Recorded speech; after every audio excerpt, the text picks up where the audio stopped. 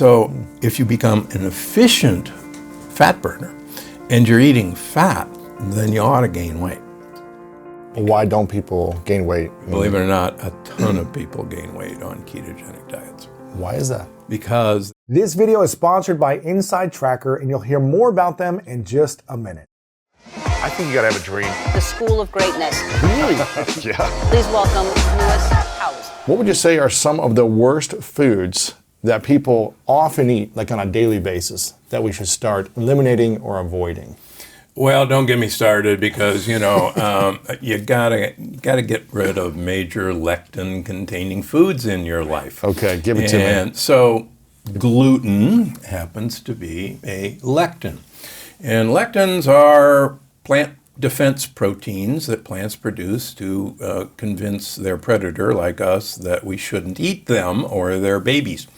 And lectins, the science is getting better and better every year. Lectins, thanks to a professor at Harvard, Alessio Fasano, proved that, in fact, lectins like gluten can attach to the wall of our gut and kind of flip a switch and produce leaky gut. Right. And so it's not science fiction, it's not pseudoscience. We can now measure leaky gut, we can quantify leaky gut, and you wouldn't believe the number of people who have leaky gut have antibodies like they've been vaccinated against the various forms of wheat. And gluten is just one of the lectins in wheat. There's plenty more. So is gluten harmful for everyone, or is it some bodies can handle a certain amount and it's okay, or is it like if you have gluten, it's going to affect you in a negative way no matter who you are? Excellent question. So I've actually published data that we can take people with gluten sensitivity and with leaky gut and with antibodies to gluten, and over a year period of time, take away the foods that they're sensitive to and heal their leaky gut, seal it up. And with the passage of time, those antibodies to the various forms of wheat disappear. Wow.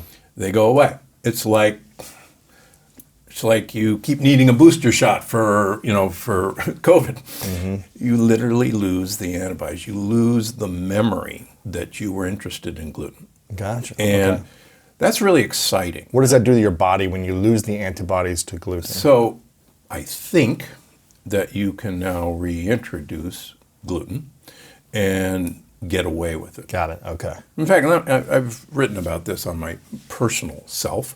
Years ago, we started doing autoimmune tests on everybody, including ourselves. And there's markers for autoimmune disease like lupus, like Hashimoto's. And so my assistant comes running in, she says, "Doc, you got lupus." And I go, "I don't have lupus." And she says, "Yeah, you have anti-nuclear antibody positive." And I said, "Huh, that's interesting," because my father's side of the family had massive psoriasis, which is an autoimmune disease. And he was on methotrexate for 50 years. Long story short. So I said, okay, I've got a very strong family history for an autoimmune disease, and I'm always experimenting with food. I said, that's really cool. I'm going to try to turn it off. And so I went 2 weeks perfectly following the Plant Paradox program. Measured it 2 weeks later, gone. Wow. I said, okay, that's good information. If you stayed on that track, it would stay probably gone. But if it was gone for years. But if you went back on the... So I decided to test it. You got to experiment on yourself. Yeah, of so course. we were editing the Longevity Paradox in New York City, and we needed to do some more editing. Finished on a Friday, and I had to stay over for Monday to keep editing. So I said, I got a whole weekend here. I'm going to test the system. So I had pizza, I had bread, I had pasta, I had tomatoes, I had ice cream. And so I come back to Palm Springs and I test my anti-nuclear antibody, and sure enough, it's positive. I said, oh, wow, this is great. And so I said, I wonder how fast I can turn it off. So I went 1 week, retested, negative. So what does that tell me? tells me that I can produce leaky gut in myself, but I can fix it really fast. What I've learned from my patients over 22 years is when you got really leaky gut, it's not going to fix in a week or two. It can take 3, 6, 9 months, a year. I have one patient we just celebrated. It's been a year and a half. We're finally done with it. Wow. And the really cool thing, once you heal a leaky gut, you no longer have particles coming across your gut wall. And 80% of your immune system is sitting, lining your gut. All of your white blood cells are just there waiting because troublemakers can come through. And so if troublemakers are constantly coming through, the immune system is on hyper alert. And people hear about cytokine storm in COVID. Well, with the immune system hyper alert, they're ready to fire at any little thing. Example I like to use, believe it or not, 95% of us are born with an antibody to the peanut lectin. Born with it. What does it mean when you have an antibody to that? So you literally have been vaccinated. So it means you can eat the food and it won't affect you? It will. It will affect you. Yeah. So 95% of us have an antibody. Where it will affect us in some way. But when I was growing up, every little kid had a peanut butter and jelly sandwich at school. There were peanuts on airplanes. Baseball games. Yeah, baseball games, you're having peanuts. And nobody had a peanut allergy. Nobody had EpiPens. Now, of course, if some poor little kid brings a snack of peanuts, 3 EpiPens are coming out, and kids are having these tremendous allergic reactions. And you go, wait a minute, why is that? Why, my generation Never had that. That's because back in the good old days, almost nobody had leaky gut. And so our immune system could defend against it. The immune system goes, yeah, I know that. I'm not very interested in that. That's not a big deal. But now our immune system is walking around with Uzis, and anything that looks even remotely worrisome, you're going, okay. And that's why all of us, autoimmune diseases are off the wall. 60 million women have Hashimoto's thyroiditis in America. Wow. It's like, huh? And, when I was in medical school back in the dark ages, these were incredibly rare diseases. They were so rare that these series of tests looking for autoimmune diseases, we called funny tests because we almost never ordered them. You never used them. Let's get those funny tests. Yeah, but now people use them every week. Oh, yeah. I get autoimmune tests on every patient. And it's shocking how many people have it. Okay, so So gluten and lectin. So what are the main foods that have the most gluten or the most? Well, so wheat, rye, and barley have gluten. Oats have a protein that cross-reacts with gluten. And I can't tell you the number of people who are eating oats that they're one of the culprits. What if it's when they say gluten-free oats? Run. What does that mean when it's gluten-free oats? It basically means nothing because there's a protein in oats that isn't gluten, but it looks a lot like gluten, and our immune system can't tell the difference.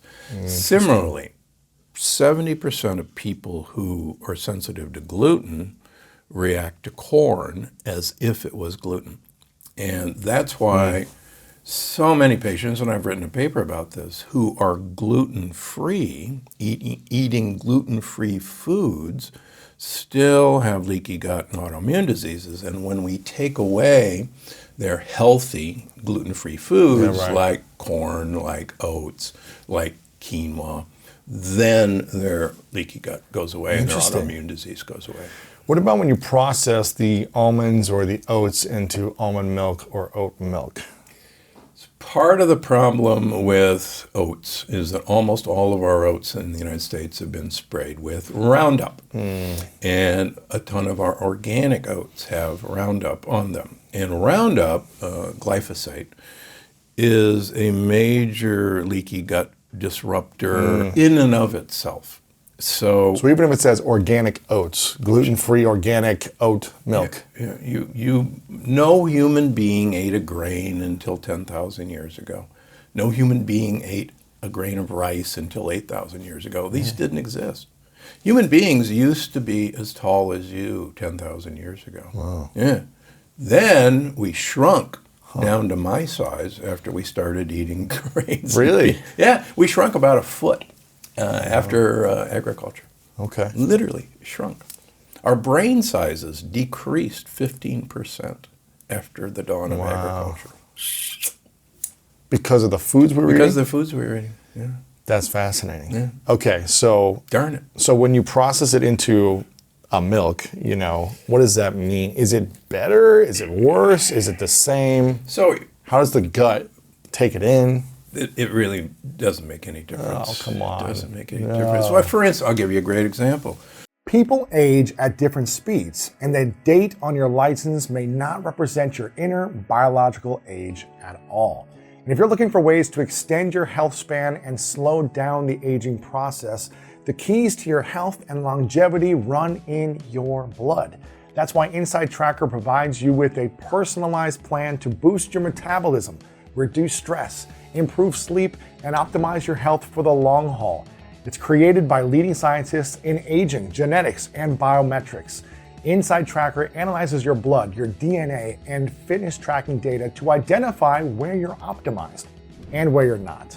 You'll get a daily action plan with personalized guidance on the right exercise, nutrition, and supplementation for your body. Add Inner Age 2.0 to any plan for a definitive calculation of your true biological age to see how you're aging from the inside out.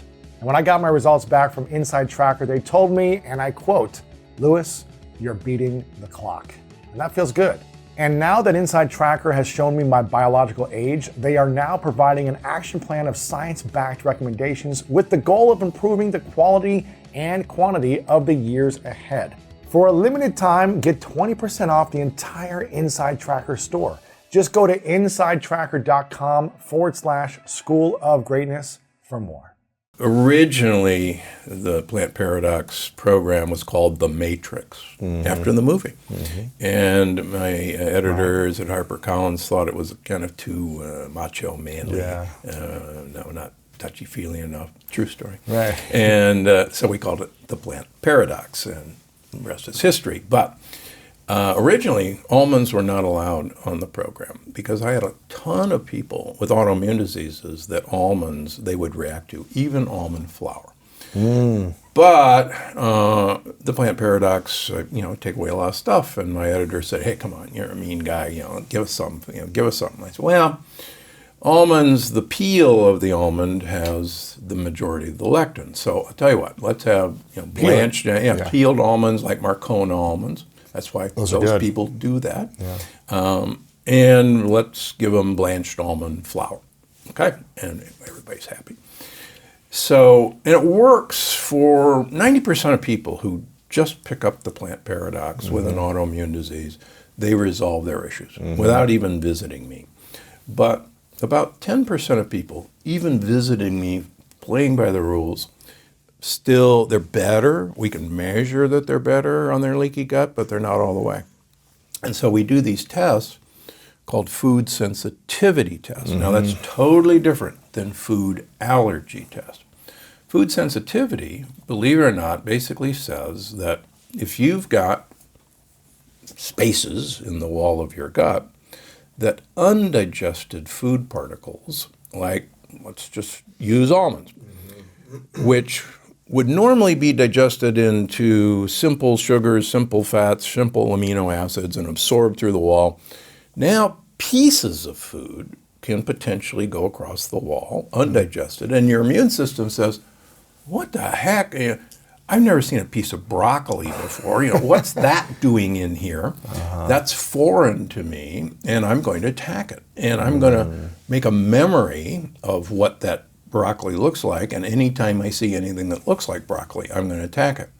So we see these people who are, they're having almond flour cookies and, almond bread, Almond milk. And almond milk. And then we test them for food sensitivity. And up comes almonds. And I just got some wonderful story. I had this woman with psoriasis, horrible psoriasis, on 2 drugs. And anyhow, we got rid of all of her psoriasis, got her off of all of her drugs, and she had this 2-inch patch of psoriasis in the middle of her back, and that's all she had. Still left. Yeah, and she said, look, I'm really happy, it's nowhere else. No one sees it. Who cares? But isn't that, and she goes, isn't that interesting that there it is? And I said, yeah. I said, would you mind if we did a food sensitivity and just kind of see if there's a couple things that we ought to get rid of? And sure enough, almonds, pops up. And so she got her results a couple weeks before I saw her. And so she comes in and she said, I got my results. And guess what? She said, I've given up almonds 2 weeks ago. And now look. It's down to an inch. It shrunk. Interesting. 50% in 2 weeks just by getting rid of almonds. And she did that for another 2 or 3 weeks. Yeah, now it's gone. No, Wow. now it's gone. Wow. Yeah. Isn't that interesting? Yeah. I think they were food sensitivity or food allergy tests, one of the two.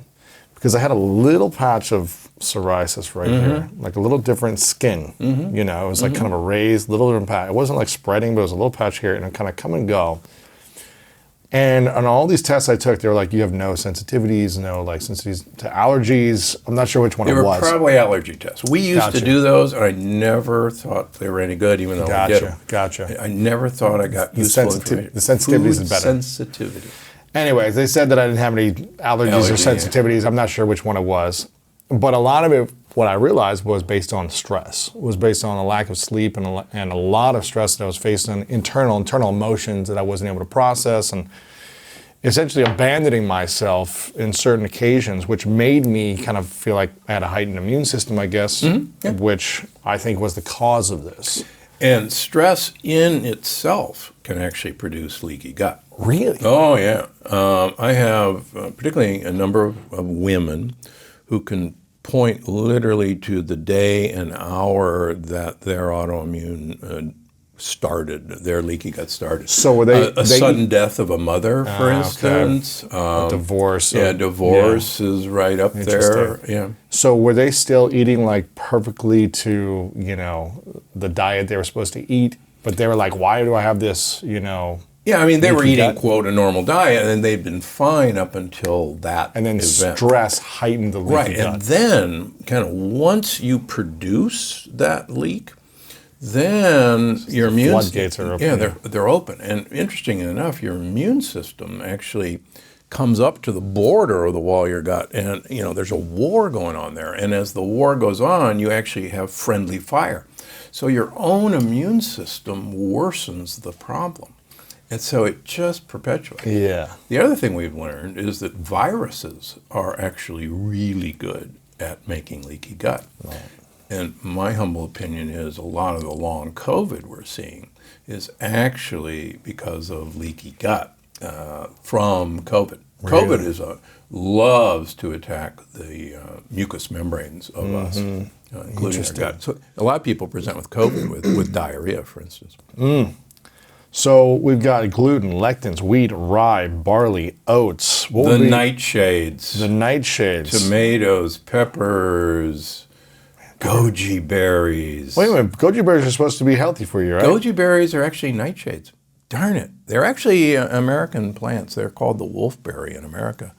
And they were taken over to China in trade, in Colombian trade, and they grew extremely well. But yeah, goji berries are nightshades. So all these... And potatoes. And potatoes. And potatoes. What Not if sweet potatoes, not yams and sweet potatoes. Sweet potatoes are We're fine. okay. But potatoes are... And beans. But beans you can detoxify really easily with prolonged soaking, prolonged cooking, but most importantly, a pressure cooker. Okay. And there's 2 brands of beans now. I have no relationship, Eden and Jovial, that soak and pressure cook their beans. Before they ship, they send it to you. Yeah, and people say, well, you hate beans. No, I have beans several times a week. There you go. As long as they're pressure cooked. So what about potatoes? Is there a way to eat potatoes in a way? So most of the lectins are in the peel. The skin. the skin. Same with tomatoes and same with peppers. So if you take the skin off the Skin off tomatoes, and deep seed the tomatoes and peppers. then you can eat them in sauce or... you Yeah, can- exactly. Gotcha. In fact, in Italy, you cannot make tomato sauce without peeling and deseeding tomatoes. Interesting. You'll never open a jar of Italian red peppers and see peels and seeds because they're gone. You'll never open a can of chili peppers in the United States and see peels and seeds because they're gone, because the traditional cultures have always known to do this. And how'd they know? Because their mother told them and blah, blah, blah. Right. And yeah, I mean, the Italians wouldn't eat tomatoes for 200 years after Columbus brought them back. Their native son, because they knew how bad they were for them. Wow. In fact, Americans didn't start eating tomatoes until the late 1800s because they were believed to be, deadly. Really? And they were called, part of the deadly nightshade family. And then this, I've forgotten his last name, I think it's Colonel Mitchell. He wasn't a colonel at all. He stood on this, he put an announcement in the paper in a suburb of Philadelphia that he was going to commit suicide by eating a bushel of tomatoes on the courthouse steps. And he proceeded to eat a lot of tomatoes, and he doesn't die. Seriously. And I actually talk about it in Plant Paradox. And that actually opened the floodgates to Americans eating tomatoes. They said, okay, he's fine, so we can start eating Yeah, this. hey, look, he didn't die. Yay. It's a myth. But people thought if you eat this, it's going to Yeah, kill you. it's going to make you really Make sick. you sick. Yeah. Interesting. And we still have a lot of people who do react with pain to the nightshade family. So potatoes are fine if they're peeled. Yeah. That's what I'm hearing you say. Just don't eat the skin. Or pressure cook them. Or pressure cooked. Then they're fine. Yeah, they're okay. fine. Are there any others that you have in mind? Or is that the main ones? Peanuts and cashews. Cashews are actually poison ivy. They're the same plant as poison ivy. And why anybody would, want to munch on poison ivy Nuts. is beyond me. But they taste so good. Well, I agree. I used to love them. But Oh, I man. haven't had a cashew in I don't know how long. So what do you see when people are eating cashews when they take the food sensitivity tests who stop eating cashews? But there's probably a number of foods they're eating that affect them, then they remove them all. Correct. Right? Yeah, we remove them all, Yeah. and some of them make people cry. I have an executive high up in one of the social media companies who developed just a devastating, painful autoimmune disease, and the meds were making him even sicker. And long story short, it got referred to me. And we did these tests, and among other things, he was sensitive to both egg whites and egg yolks. And so, out it goes. Now, the problem was this guy lived on omelets. He had an omelet every day of his so life. good. He loves So good. omelets. And, he was, I can't do this. I said, look, come on, help me out here. I said, we'll get him back, I promise. Just But you got to fix the leak. Yeah, we got to fix the leak. So, and sure enough, his pain went away. We got him off his meds. So about 9 months, and we could measure his leaky guts getting better and better and better. And he's a happy guy, but he still wants his omelets. So 9 months in, we retest him. And now he can tolerate egg whites, but he's still not good with egg yolks. But now he's a happy guy. He can have an egg white omelet. Here's the best part of this story. So we go over this data. 2 days later, I get a phone call from him. And he says, I'm in such pain. I said, what'd you do? I have an omelet. He said, well, I had an omelet for breakfast, an omelet for lunch, an omelet for dinner, and then I just had another omelet. And I'm in such pain. He said, what'd you do that for? I said, you haven't seen this in 9 months. You got to put it in easy. Slowly, yeah. He said, I got it. Yeah, dumb. Sorry. The light bulbs went off this morning. Yeah, that was dumb. But now he's eating, egg yolks. And so the really cool thing is you can retrain the immune system and you can seal leaky gut so that you can have these foods back as long as you, Moderation, take some precautions. Yeah. Okay, so what would be some of the alternative foods that we could eat and consume if we got rid of all these? Because it sounds to me I'm just eating broccoli and cauliflower all day. No, So what are some of the alternatives that are also... there are great pastas out there made out of cassava flour. I make one at Gundry MD made out of sorghum flour. Okay. Again, have no relationship. Jovial makes phenomenal pastas out of cassava flour. Cassava flour. Cassava. Yeah, it's like taro root. Oh. And I tell you, one of the restaurants, Italian restaurants in Montecito, keeps, cassava pasta for me. And I just had a big bowl of penne pasta a couple nights ago. And it doesn't affect you don't feel like this. No. This, and it's got the mouth, gluten hangover. No. And it's got this mouth feel. It's really good now. It's, al dente. So the idea that you have to, suffer these things is old school. And I think one of the big benefits of the Plant Paradox being so popular is that consumers wanted alternatives, and companies rise to the occasion. Right, started making and they're making lots of stuff. Okay. There's lots of now pasta sauces, peeled and de-seeded tomatoes. Again, there's lots of pressure cooked beans.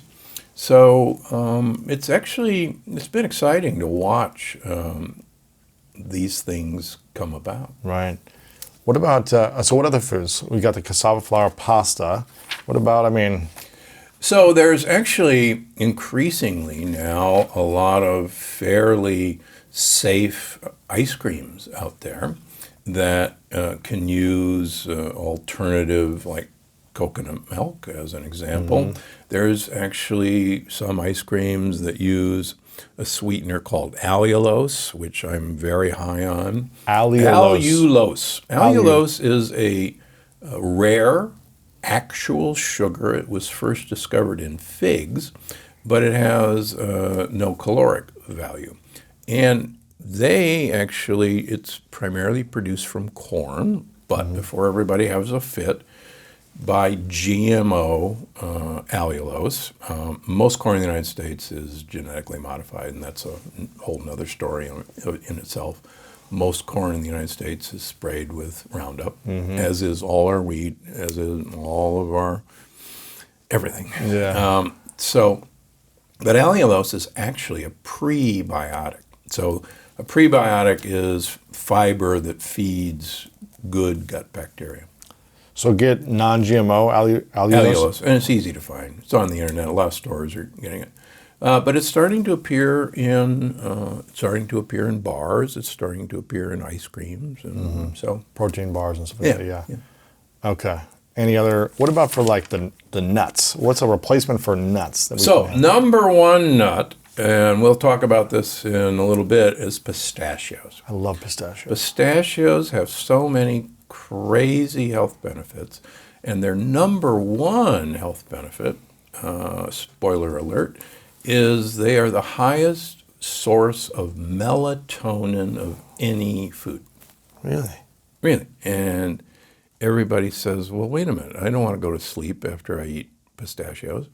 It turns out that melatonin is only one of two actual antioxidants that are used in mitochondria to protect mitochondria. The other one is glutathione. All the other antioxidants that people talk about, vitamin C, vitamin E, blah, blah, blah, have absolutely no effect on oxidative stress in mitochondria. There's only two, melatonin and glutathione. Okay. So melatonin is not a sleep hormone. Melatonin has a much higher purpose, and that is to actually repair mitochondria, to uncouple mitochondria. And Gotcha. We'll go into that for sure, yeah. So pistachios is Pistachio the number nut. one. Can you have Macadamia too nuts many? are great. Can you have too many nuts of pistachio and macadamia? You can, so if you want to gain weight, macadamia nuts are the way to do it. And I've actually had some weight gaining challenges for some of my really skinny people. And if you want to gain weight, macadamia nuts are the way to do it. Mac, what about pistachios? Pistachios is pretty hard. Macadamia nuts are so good. Oh, I know. That's part of the problem. That's why. That's That's why you gain weight. Yeah, you really do gain weight with macadamia nuts. So you can have more And pistachio. walnuts are great. Yeah. Hazelnuts are great. Pine nuts are great. Okay. Yeah. So pecans do have a lectin I wrote about in the Plant Paradox Cookbook that we often see on food sensitivity tests. Pecans. Pecans. But, I just tell people to go easy because, I went to medical school in Georgia and it's the state, nut. Yes. Help the economy. What do you think is the best diet or food eating plan to go on to help you reverse age? Believe it or not, my new keto program. Really? Yeah. To help you absolutely. reverse reverse age. Why do you think that? What's the difference between that and the Plant Paradox diet? So this is the Plant Paradox taken to its kind of ultimate conclusion. The Plant Paradox had a ketogenic program, but people were shocked with the amount of carbohydrates that were available to them in my ketogenic program, and nobody could quite figure out why, but it was really effective, particularly at losing weight. And I didn't even realize why until I was writing The Energy Paradox, and then it was like, oh my gosh, why this works has been sitting here in plain sight, and I didn't see it. And no keto expert has ever seen it because we've all been kind of led down the garden path that ketones and being in ketosis is, it's a miracle fuel and burns fat. Yeah, burns fat and makes you an efficient fat burner. And let's look at it this way. If you become an efficient fat burner, which is what every keto says that you will be, efficiency means you get more out of something, you get more efficiency. In other words, if you want to save gas, you buy a Toyota Prius, which is very efficient at getting the most miles out of a gallon of gas. On the other hand, if you want to be fuel inefficient, then you buy a Ferrari, which is really good at wasting gas. Now, there might be other reasons to have a Ferrari rather than a Prius, but we won't go there. So fat has 9 calories per gram. Amino acids and carbohydrates have 4 calories per gram. So fat has more than twice the calories by weight of carbohydrates or proteins. So if you become an efficient fat burner and you're eating fat, then you ought to gain weight. Why don't people gain weight? Believe it or not, a ton of people gain weight on ketogenic diets. Why is that? Because they're actually eating the wrong kinds of fats. And the book shows why eating the wrong kind of fats do this.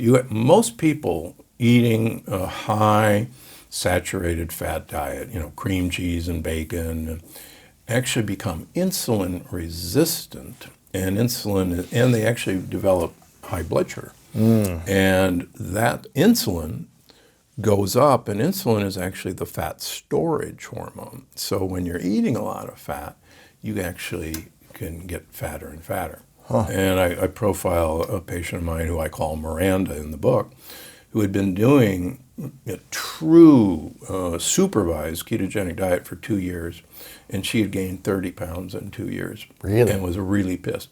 And she's like, all the experts say that you're supposed to follow this. Yeah, and she was doing it. She showed me her food diaries, and yet when we measured her, she was insulin resistant. She had high insulin levels. She was pre-diabetic, and she was apoplectic. And she literally, she said, "What are you talking about? I'm a saint on this diet." I said, "Yeah, this is what we see."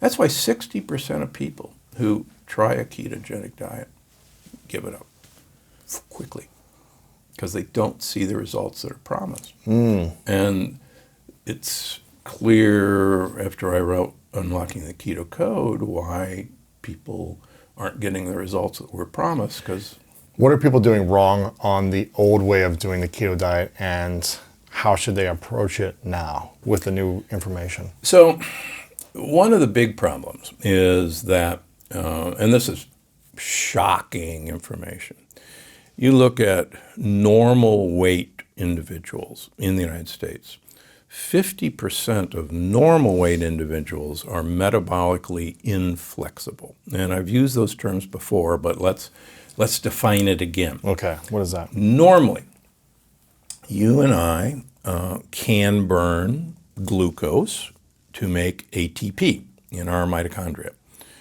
But we can also, if glucose runs out, burn free fatty acids, fat, as a fuel. And normally, the second glucose runs out, we should be able to switch over to burning fat as a fuel.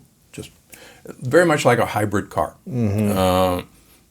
When you're running on gasoline, the battery, which we'll call fat, is being charged. When the gasoline runs out, the battery can discharge and power the vehicle.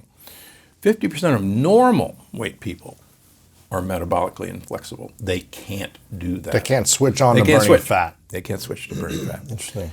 Now you look at overweight people, 88% of overweight people are metabolically inflexible. They cannot switch over to burning fat. So how do you switch over then? And get this, 98.5% of obese people are metabolically inflexible. They cannot make the switch. Is that meaning they can't make the switch on a day-to-day basis? On a 24-hour basis, They can't switch and burn. They can't. But if you But intermittent fast for a couple days. I'm glad you asked that.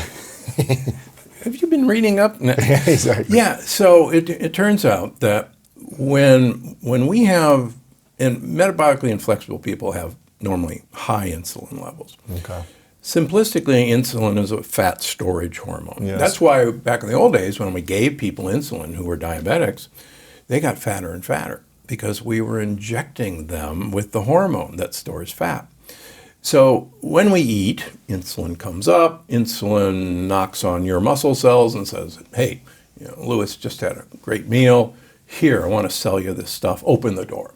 And your muscles say, oh yeah, good, I'm hungry. Give it to me. So you're insulin sensitive. Now, unfortunately, most people, insulin levels are high almost all the time because your muscles are full. They don't want anything to eat. They go away, don't come back. But insulin keeps trying, so it keeps pushing. When insulin is high, it has a second effect.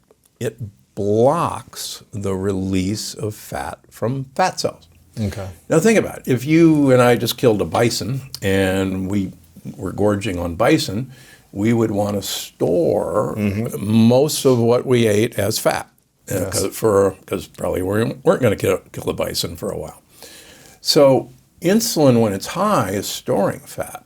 But insulin, you wouldn't want to burn fat while you're doing that. So insulin says, no, it's staying here in the storage tanks. So there was a very good purpose for that. But normally, if you and I stopped eating, after about 8 hours, your blood sugar levels would pretty much be used up, insulin would fall, and then fat would come rolling out of your fat cells, out of your hybrid battery, and you'd start burning fat as a fuel. And everything's fine. But if you go on a ketogenic diet when you're metabolically inflexible and all you're eating is fat, What happens then? you can't get to that fat, and you crash and burn. And that gives you the keto flu, the Atkins blues.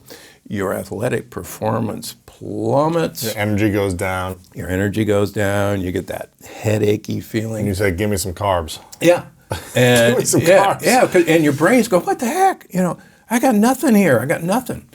And that's what's really cool. So normally, all of your cells, all of my cells, are delighted to burn free fatty acids. It's a great fuel. The problem is free fatty acids are actually big molecules, and they can't get through the blood-brain barrier. They're too big. So that's a problem. everybody else in you can do fine, but if your brain can't burn free fatty acids because they can't get there. It could do it if they could get there. So we have this clever system that when free fatty acids are outflowing, some of them go to the liver, and the liver converts them into water-soluble, short-chain fatty acids called ketones or ketone bodies. The liver can't use ketone bodies, so it throws them out into the bloodstream, and ketone bodies can get past the blood-brain barrier. So they can serve as a backup fuel for the brain during the time you're sleeping, during the time you're starving, or during the time you're eating a low-carbohydrate ketogenic diet. But everybody got the idea, thanks to some research out of Harvard and the NIH years ago by Cahill and Veach, that because ketones could provide an alternative fuel, that it must be a super fuel, and that we should always try to be starving. In fact, get into ketosis, right? Yeah, get into ketosis. Well, one of the proteges of Dr. Cahill, Dr. Owens, in 2004, just fairly recently, showed that even at a full ketogenic output, a full ketogenic diet, only 30% of our power could come from ketones. 70% still had to come from free fatty acids and glucose. And even at full ketosis, your brain still has to have 30 to 40% of its energy met by glucose, not ketones. And so as I was, researching this for the energy paradox, I went, well, wait a minute, something's not right here. Something isn't making sense. These aren't a perfect fuel at all, but we clearly make them, and one of the reasons we make them is to keep our brain kind of going while times are tough. Makes sense. But they must be doing something else. And that's when I discovered what ketones actually do. What do they do? They are signaling molecules. They are messengers to, believe it or not, tell mitochondria. Mitochondria are the little energy-producing organelles in almost all of our cells, to protect themselves at all costs, number one, to make more of themselves to carry the workload, which is called mitogenesis. And here's the best part. To protect themselves, they should waste fuel. They should burn fuel. They should burn it, but don't make it into energy. They should become a Ferrari. Why is that? Well, that was the $64,000 question. Because, think about it. If you're starving to death, you would think that you would want your mitochondria to become the most efficient, get every last ounce of ATP out of every last calorie in you, and the last thing you would want them to do is waste them. So a researcher by the name of Martin Brand in 2000 wrote a little tiny paper that said, the paper's name, look it up, it's great, Uncoupling to Survive. Uncoupling to Sounds survive. like a relationship. Yes. book. Well, we think of uncoupling. Conscious uncoupling. Yes. So, and I think we may have to get out the chalkboard, but Yes. so what he said was, so if you're starving to death, if your mitochondria die, then you're not going to be here. If your mitochondria die. Yeah. If they don't make it, you're over. And who cares about your muscles? Who cares about anything else? You got to keep your mitochondria alive. And it turns out making energy is really, really hard work. Okay. It is incredibly damaging work for mitochondria, and they injure themselves in the process of making energy. They make energy by coupling protons with oxygen, if you will, marrying a proton to an oxygen molecule, and they make ATP. Great. So it turns out that normally, you and me sitting here right now, 30% of all the calories entering into our mitochondria never couple up with oxygen to make ATP. They are uncoupled from making ATP. So in the mitochondria, there's an electron transport chain that was, the Nobel Prize was awarded to Peter Mitchell for this discovery. And so the mitochondria have these membranes, and in the book, I call it the Mito Club. And the Mito Club is the hippest place to be for all the millennials. And the Mito Club, the patrons enter one direction. And so we've got protons, and we've got electrons, and we've got oxygen, and it is the hottest place to be, and everybody wants to be in the club. And there's actually bouncers in the club, and those bouncers happen to be melatonin and glutathione, and they kind of keep things okay. So there's only one exit out the back. And so the object of the game is, for a proton and oxygen to couple, and on the way they go, and as they leave, they actually make the energy molecule ATP. And that's how we make energy. So this is the electron transport chain. It is hot and steamy and lots of damage. Sometimes oxygen couples up with an electron. Those are free radicals. Those are reactive oxygen species. Those are bad. You don't want that to happen. And the protons get really mad because, why are they coupling up with who they want to go with? So everything's kind of really bad. Now, it just so happens that there are emergency exits.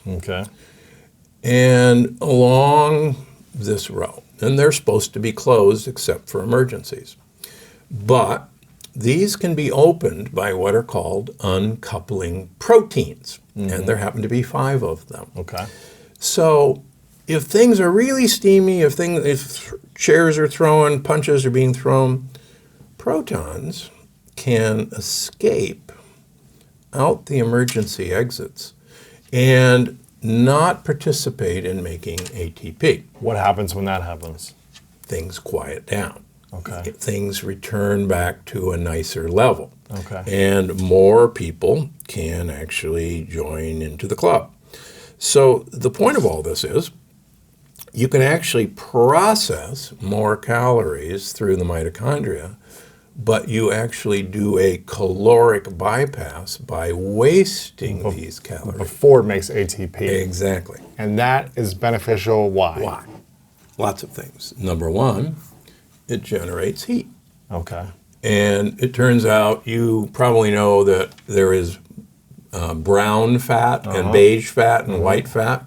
So brown fat is brown because it is loaded with mitochondria. And brown fat makes heat. And it turns out that people who have more brown fat actually are much healthier than people. And you're burning more fat too, right? Burning more fat. So how this whole discovery came about is actually one of the funniest things in medicine.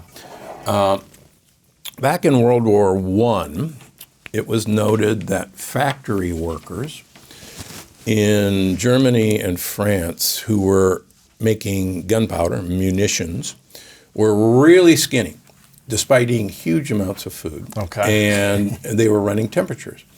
And nobody could figure out what they were doing. And then a couple doctors at Stanford in 1930 said, I think we figured it out. These guys were using a chemical called 2,4-dinitrophenol, DNP. You can find it on the dark web. Anyhow, so, and they thought that this DNP was making them waste huge amounts of calories. They didn't know why, but they thought they were generating it in heat. It increased their metabolic rate. And they go, oh my gosh, this is the greatest weight loss drug ever known. So they actually started prescribing DNP to human beings. And 100,000 prescriptions of DNP were written in the United States alone in the 1930s. Wow. And DNP was miraculous. A small dose, you could lose a pound a week. At a higher dose, you could lose 5 pounds a week. I mean, think about that. Wow. Who wouldn't want that? Right. Only one problem. So these guys got really hot. They ran fevers. It actually affected their thyroid. It caused cataracts, and this was before cataract surgery. And then there were a bunch of deaths because they got so uncoupled that they couldn't produce enough ATP to stay alive. Interesting. They died.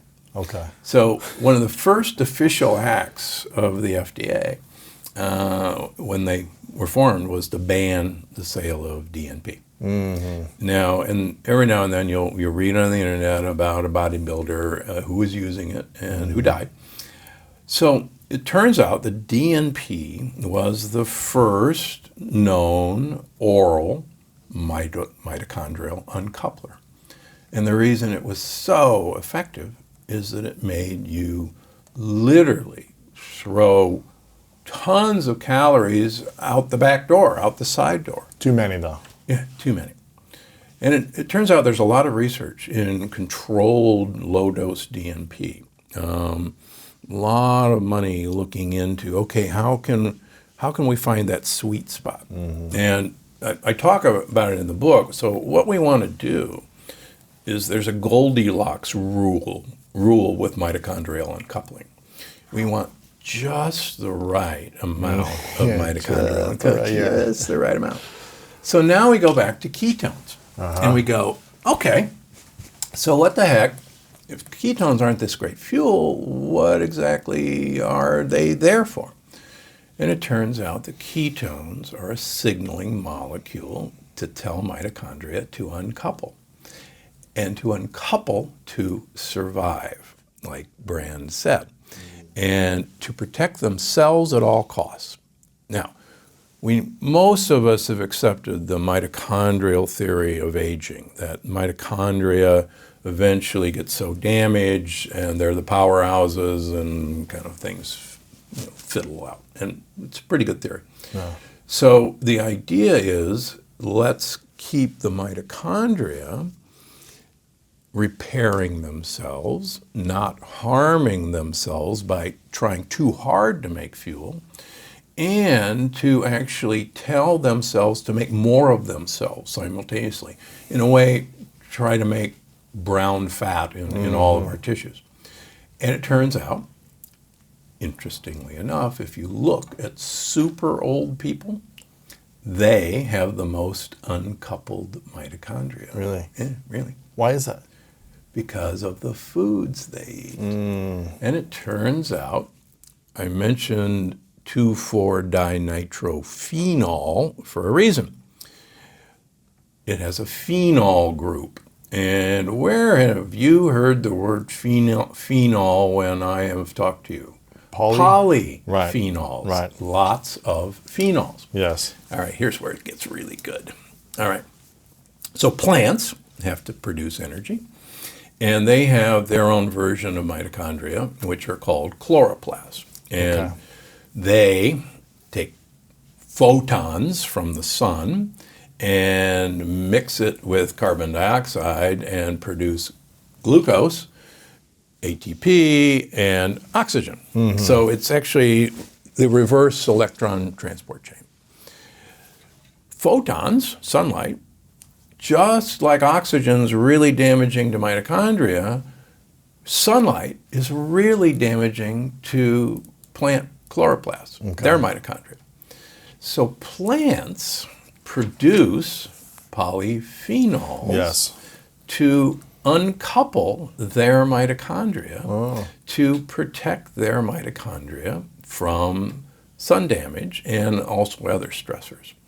And so the more a plant is under stress, or even the higher a plant is in altitude, the more polyphenols it makes. And, surprise, plants produce melatonin as a major protector of their chloroplasts and is an uncoupler. It turns out that melatonin in itself is an uncoupler. So what happens when we eat brightly colored plants, eat the rainbow, what we're actually doing is we're eating uncouplers. Interesting. And the more uncouplers you eat, the more you will protect your mitochondria. So now we go back and look at something like the Mediterranean diet. Well, it turns out that olive oil is full of polyphenols. Red wine is full of polyphenols. These bright colored vegetables are full of polyphenols. And each one of them is documented to produce mitochondrial uncoupling. Another interesting aspect of the Mediterranean diet is that there are two blue zones Yes. in the Mediterranean. Sardinia? Yeah, Sardinia and Greece, Iscara. But there's another blue zone in Costa Rica on the Nagoya Peninsula. And I got really interested in why those guys were so unique. In Costa Rica. In Costa Rica, in Nagoya Peninsula. And the only people in Sardinia that constitute the blue zones are the Sardinians who live up in the mountain. The Sardinians who live up in the mountains have incredible longevity. The Sardinians who live down by the sea don't. Why is that? I'm glad you asked. It turns out the Sardinians in the mountains are sheep and goat herders. And, fun fact, 30% of all the fat in goat and sheep milk are medium chain triglycerides, MCT oil. 30%. MCT oil. In goat and sheep milk. Who knew? It's not present in cow milk. And it turns out that the Nagoya Peninsula also eat lots of goat and sheep cheeses. And so you can actually look at what happens when these people are eating goat and sheep cheeses, and it turns out that, to come full circle, MCTs are fats that don't behave like any other fat. They go right through our digestive wall, they go directly to our liver, and they are immediately made into ketones. Do not pass go, do not collect $200. So, for instance, you could bite into an apple and have some MCT oil, or better yet, have a delicious piece of goat or sheep cheese. And despite the fact that you bit into an apple and had all that fructose running around your system, Spiking of that, yeah. you'd be in ketosis. Really? Yes. How is that possible? Because you're coupling the two foods? No, because the MCTs are going to your liver, and your liver is making ketones despite what else you eat. Despite the fructose that you eat. Yeah. Interesting. So that's unlocking the keto code. The cool thing is you don't have to go on a miserable high-fat diet to activate what you're trying to get from ketones, and that is to unlock mitochondria. So the cool thing is you can have some MCT oil, you can mix it in your salad dressings, you can have it with olive oil, which has uncoupling power, you can have some pistachios, which are full of melatonin, which will uncouple. You can have a glass of red wine, which will uncouple your mitochondria, and red wine has lots of melatonin. And so you can literally have your cake and eat it too, as long as you know the tricks of foods to uncouple your mitochondria. Final thought. So why does intermittent fasting work so well? In the energy paradox, I wrote about these fascinating studies with Dr. DeCabo from the NIH, who was convinced that calorie restriction didn't provide the benefits because of calorie restriction. He thought that there was another mechanism. And in animals, what we do when we calorie restrict animals is we give them their 30% less food portion once a day. We put it out. Here you go. That's it. When you're getting 30% less food, you eat what you got very quickly. Right now. Right now. It's gone. And he thought that what was happening was that the calorie-restricted animals were actually eating much quicker, and they were fasting for a longer period of time during every 24 hours. So They weren't nibbling throughout the day. exactly. And so he set up an experiment where he would give animals calorie-restricted food, or he would give animals regular food to eat all day. But the third group, he would put out their food only once a day at 3 o'clock in the afternoon. It would be a full day's portion.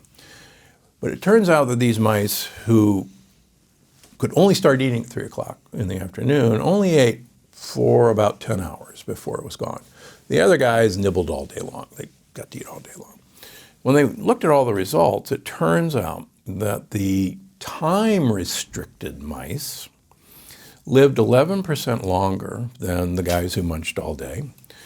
The calorie-restricted, time-restricted mice lived about 30% longer. But if you do the math, if we timed restricted like a mouse, we would get an extra 10 years of good life. Really? 10 years.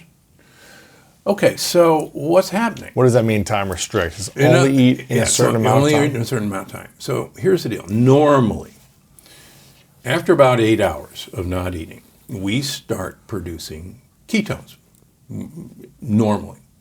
And those ketones, remember, are not a fuel. They are a signaling molecule to make your mitochondria protect themselves. We reach maximal ketosis after about 12 hours. And so if you go a 12-hour window, you're getting a nice effect of ketones. But let's suppose we push that out an additional 4 hours to a 16-hour fasting. Okay. Now we've got a good, actually, 10 hours of ketone production telling our mitochondria to uncouple and protect themselves. So it worked out from Dr. Matheson's work from the NIH that probably for us, a 6-hour eating window may be perfect. So an 18-hour fasting window. Now, why shouldn't we, if that's so good for us, why shouldn't we be in ketosis 24/7? The problem is the sweet spot, the Goldilocks rule. Continuous ketosis starts to impact muscle production, because if you're always in ketosis, your mitochondria are being told that this is, we're starving to death. Protect yourself. Forget about those muscles. They don't, who cares about them? Protect yourself and don't make muscle protein. Make protein for yourself. And make sure the muscles don't get anything by producing insulin resistance, so that whatever is around can't get into the muscles. Right. So that's why continuous ketosis is so dumb and dangerous, and why intermittent ketosis is so important on a 24-hour basis. Yeah. Well, it just seems really hard to be always in ketosis. It's like, how does your brain function after a certain amount of time? That's a really good question, because we now know that even at full ketosis, your brain still wants 30 to 40% of its fuel is sugar. And where's the sugar come from? It has to come from your muscles. So you're losing the muscles, though. Yeah, and I have a colleague who went all in on this 24/7 keto thing for a very long time. And despite the fact that he exercises like a fiend, he got sarcopenia. He got muscle wasting. Really? And it finally dawned on him. I said, what the heck am I doing? So the cool thing is ketones are really cool, but not why people think they're really cool. And you don't need to do a high-fat diet. to get the benefits of what ketones do. So what would be the main ingredients or food of the new style of keto diet that you're recommending? What would be the 10 main foods we should be eating then within that diet? So here's another really cool thing. Yeah. The principal ketone that we use once we're in ketosis is a fat called beta-hydroxybutyrate. Okay. A lot of people have seen it as BHB. Okay. Right?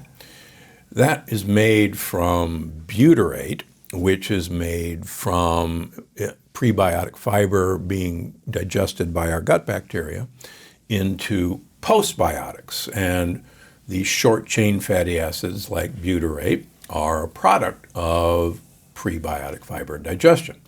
So one really easy way to make the substrates of ketones is to eat a high fiber diet, soluble fiber. Yeah. So, asparagus, the root vegetables, leeks, onions, garlic, the chicory family vegetables, radicchio, chicory, frisee, Belgian endive. I just had a big radicchio salad last night.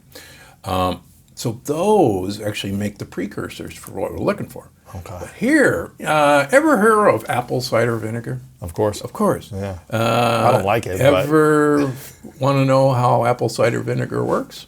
Tell me. It turns out it People is... swear by apple cider vinegar. Yeah, so it is a short-chain fatty acid called acetic acid or acetate. And it just so happens to be a backbone for making a ketone, acetoacetate.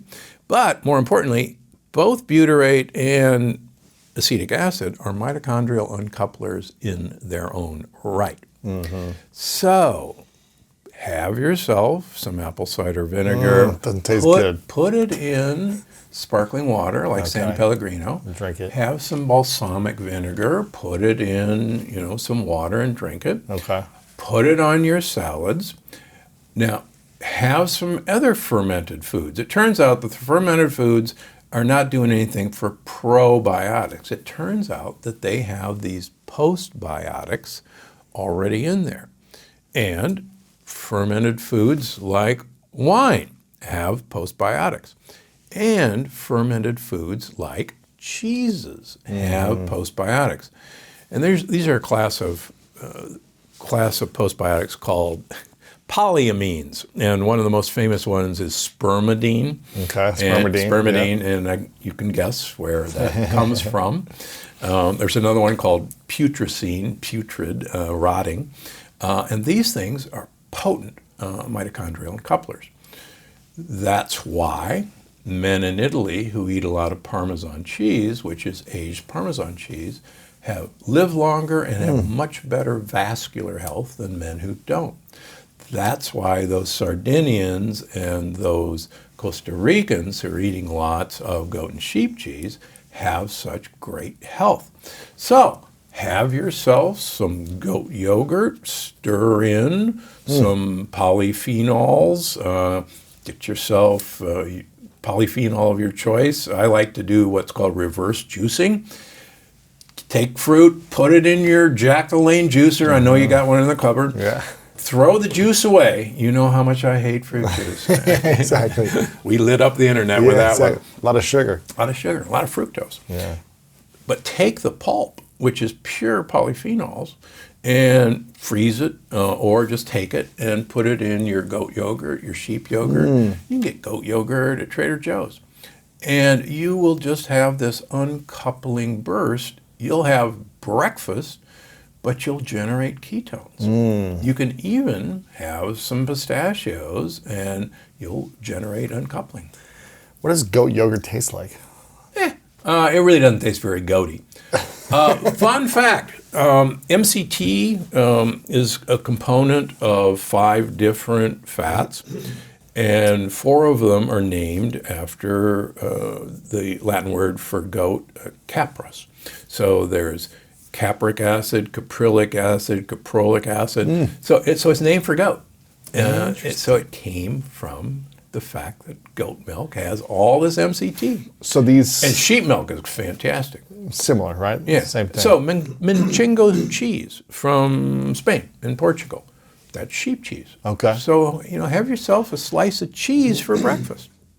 Now, the Costa Ricans and the Sardinians that are in the blue zones, how much goat milk, sheep cheese are they eating on a consistent basis? They have it almost every day. A little bit every day, or just a piece. Yeah, a little dab will do you, as I talk about in the book.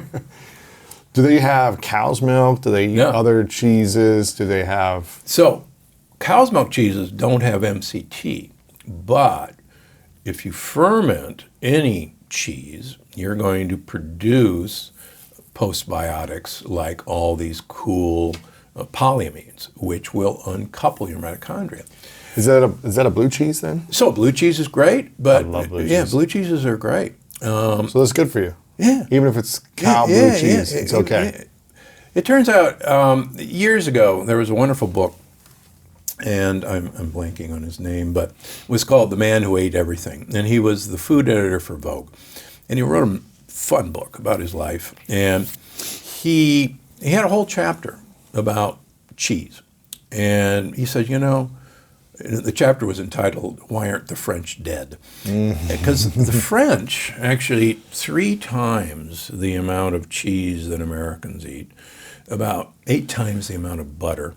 They're skinnier. They're skinnier. Why are they skinnier? Well, some people say because they smoke cigarettes. I'm glad you brought that up. Do you know one of the best mitochondrial uncouplers there is? Nicotine. Oh man, it's not good for your health, but it'll make you That's burn. why, that makes you burn calories. And I write about this in Unlocking the Keto Code. So that's why most smokers are very skinny, because they're wasting fuel. But the other thing that's interesting is the French, despite all this cheese, they have much less heart disease than Americans, much less. And he made a point of that. He said, why aren't they all dead if this theory of saturated fat is so right? And then I had a British doctor by the name of Tim Spector on my podcast, who makes the argument that if you look at cheese-eating Britons, that they actually have better health than non-cheese-eating Britons. And he said, we shouldn't put down cheese. So I then said, okay, I'm going to find out why this is so important. And it turns out it's the fermentation process of cheese. Okay. It's the MCTs in sheep and goat. But one other factor, it turns out that there is a miracle essential fatty acid in cheese called carbon-15. Okay. In all cheeses? In all cheeses. And work from the dolphin study of naval dolphins found that C15 is an essential fatty acid.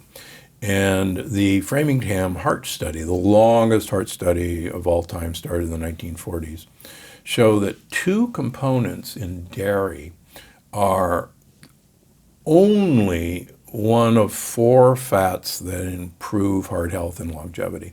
And it turns out that 2 of them are in dairy. So the idea that we should be avoiding dairy is a bad idea. But having said that, there's a protein in American cow milk that happens to be lectin-like. So get your cheeses from France, from Italy, from Switzerland. Get goat and sheep. They don't have any of that. So, and then you'll be safe. You'll actually get health benefits from eating cheese. What a take-home message. So is it, I'm a fan for the stinkier the better. Yeah, exactly. For me, it tastes better. Putrescence is one of these polyamines. So the stinkiness, whether you knew it or not, was uncoupling your mitochondria. Interesting. Yeah, my wife and I usually every afternoon, have a glass of red wine and several pieces of stinky cheese. Okay, so I'm hearing the high fiber is the key, apple cider vinegar. Yeah, any vinegar. Any vinegar. You name the vinegar. Obviously, the famous olive oil. Olive oil is a great source of it. Because you told me in a previous interview we did that you want your poop to look a certain way. I don't know if you remember this. You want it to look like a snake? A snake, A yes. snake looking at you. Yeah, that's exactly right. When you look down at it, you want to look like in the bowl, you want to see a coiled snake looking up Okay. at you. Why? And- And that comes from high fiber. Yeah, that's from fiber. It turns out it's not what's looking back at you is not plant fiber. It's actually mounds and mounds and mounds of bacteria. And the Good bacteria or bad Good bacteria? bacteria. Okay. You want good bacteria. Bad bacteria don't like that stuff. Bad bacteria want sugar and saturated fats. Gimme. And they, as we've talked before, they control your brain to go find it. The good bacteria want soluble fiber. And they want it because they make more babies. And that's that big poop you're seeing. But the benefit is when they ferment that fiber, they produce postbiotics, which are fermentation products that uncouple your mitochondria. So it's a win-win. We should be eating for them, and they'll take care of us. The gut bacteria. Yeah. I mean, there was a cool study that I talked about in the Energy Paradox. They took some Chinese volunteers, men, and they put them on a 14-day water fast. Tough. That's tough. Half of the group were given 100 calories a day of prebiotic fiber powder mixed in water. The water. 100 calories. They couldn't digest those. We can't digest prebiotics. Only bacteria can digest them. The guys who got the prebiotic fiber had no hunger despite a 14-day water fast. And it actually prompted, they're proponents of what's called the gut-centric theory of hunger.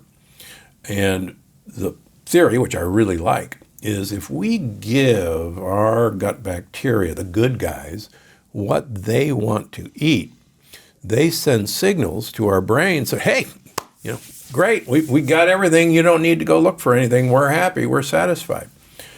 And we know this actually to be true because, as we've talked on your program before, we can take skinny people and give them a fecal enema with from obese people, and they'll become fat. Wow.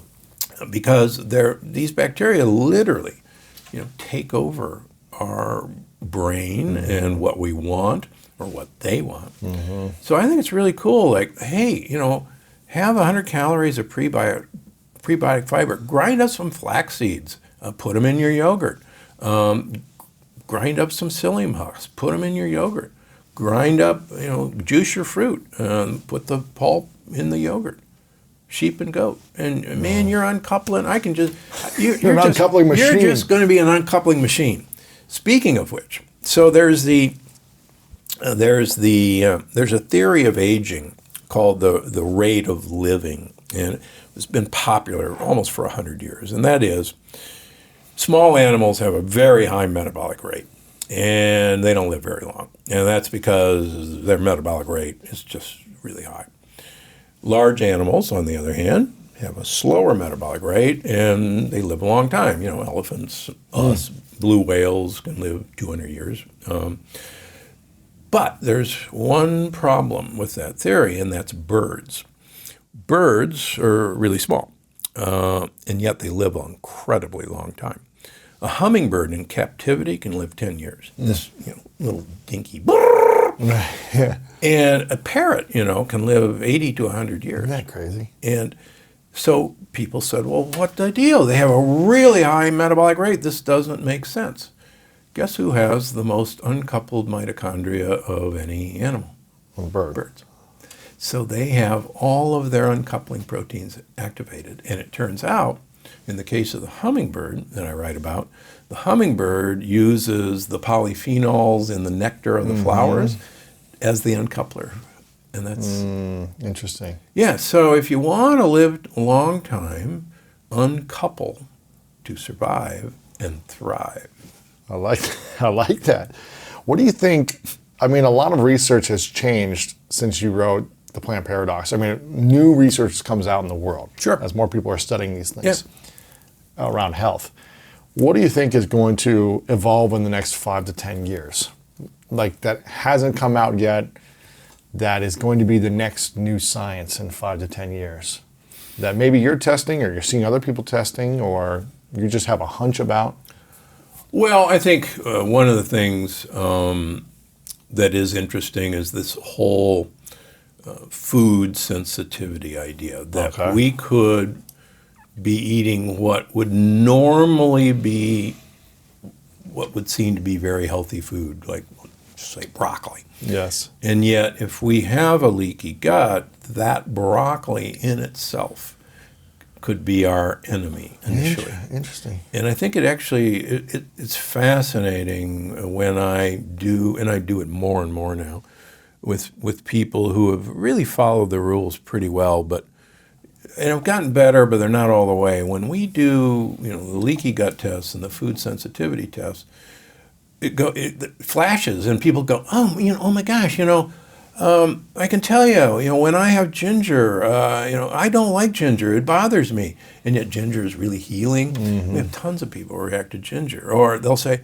oh yeah, I knew that I didn't like this. I didn't know why, but there it is. Mm-hmm. So I think we can really, kind of customize people for, Interesting. And I think, this is not new, but I think the more we come to realize this, Hippocrates said 2,500 years ago that all disease begins in the gut. Yeah. And the guy was right. And I think what we are beginning to realize is, you name the disease, it's from something going on in the gut, leaky gut.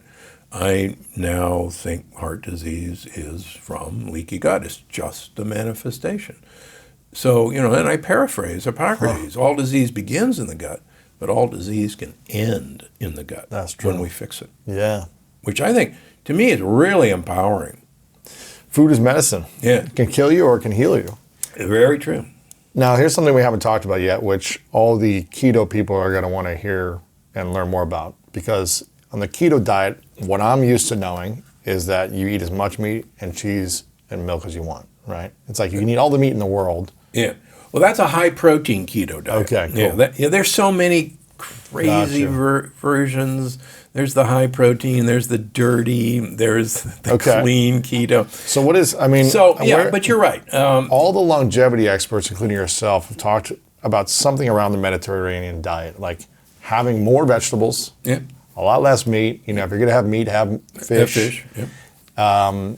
And where does meat come in with this now? Yeah, so those are good questions. There's several problems with beef, lamb, and pork. And I wrote about this in the Plant Paradox, and with each passing year, it gets stronger and stronger evidence. There is a sugar molecule in beef, lamb, and pork called Nu-5GC. And I talk about who knew. Nu-5GC is on their blood vessels. We have a different sugar molecule called Nu-5AC. We share that sugar molecule with fish and chicken. Fun announcement you saw about the pig heart going into. I saw that, yeah. Done by a good friend of mine, Bartley Griffith. So tell people what happened. So I used to hold the longest record for a pig to baboon heart transplant, ungenetically modified, 30 days. Where the baboon stayed alive. Yeah, working. And you made the transplant. Yeah, I did the transplant. I have the record, unmodified. Now, what they did, what we knew back then, this is crazy, is the pig had this dumb sugar molecule on it that we react to. It had Nu-5GC, and so what they've done with that pig is they've genetically bred that pig to have our sugar molecule, Nu-5AC. Oh. So when our guys go past the wall of the pig's blood vessels, we see, our sugar molecule. So why is that important? Well, we know that we can develop an antibody to Nu-5GC in beef, lamb, and pork, and it looks so similar to the antibody that lines our blood vessels that we attack our blood vessels by mistake when we see our own. And that may explain why meat eating is much more associated with coronary artery disease. Number one. We also know that cancer cells use Nu5GC to hide from the immune system. They literally cloak themselves. We don't manufacture Nu5GC. We have Nu5AC. So they have to acquire Nu5GC from our diet. And that may explain why meat eating associates higher with cancer development because of this molecule. And so that's one reason. Second reason that the Cleveland Clinic would propose and vegans would propose is that a lot of our gut bacteria will take components in meat, even chicken, even fish, and turn it into a compound that can really damage blood vessels called TMAO. And I've written about it in all my books. Most of us have gut bacteria that, when we eat meat, will make TMAO.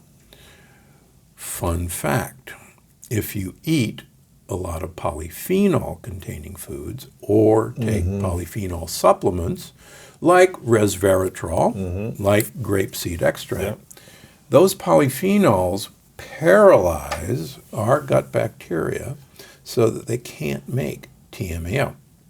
It doesn't kill them. It paralyzes the enzyme system.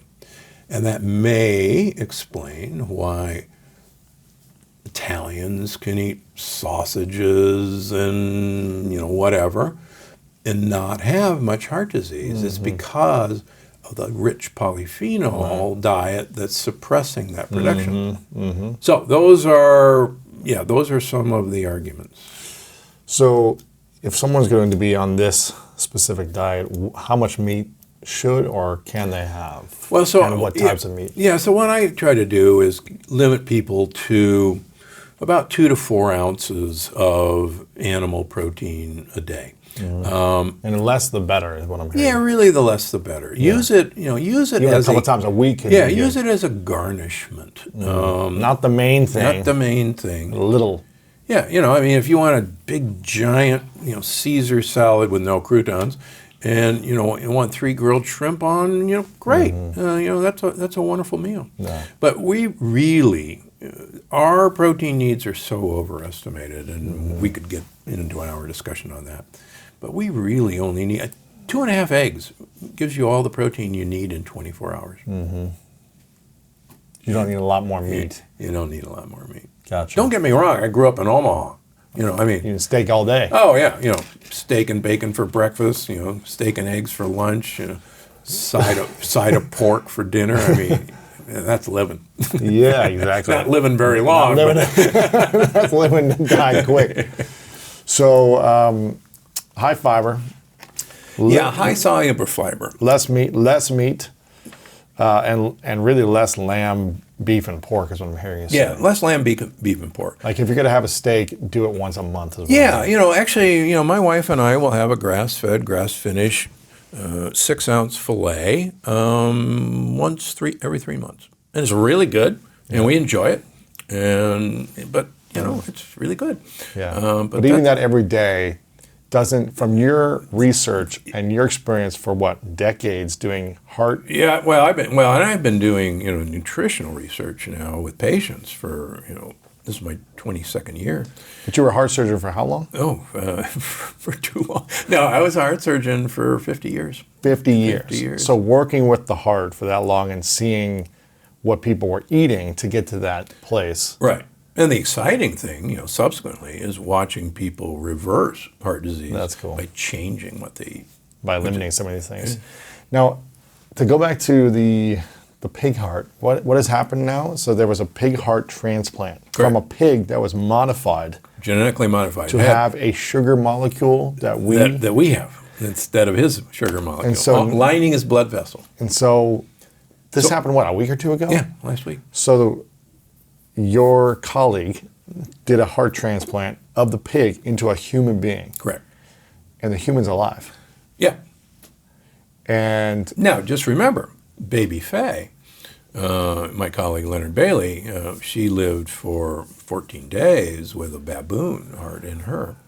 So there's this kind of grace period where this intense rejection against a foreign substance takes place. Now, so it's not going to feel good for... With pigs, the rejection was so immediate that before my research, the longest a pig in a baboon could go was about 4 hours, because the intense rejection was after that sugar molecule on the pig blood vessel. So it's going to, I mean, they've done some... Even a heart-to-heart transplant from human to human is traumatic. Exactly, attack. But they've done their homework. This has been going on now for well over 20 years. A lot of the research that I started at Loma Linda. And it's gone to fruition, and the FDA has allowed a compassionate use for this guy. But they've done very good homework on looking at what the protein molecules that our immune system is looking for that's different in a pig, and then genetically modifying them. That's crazy. Yeah. So we'll see what happens. Yeah. But is this guy awake? Oh yeah, he's awake. He's talking. He's able to talk right now. Yeah. Wow. Yeah.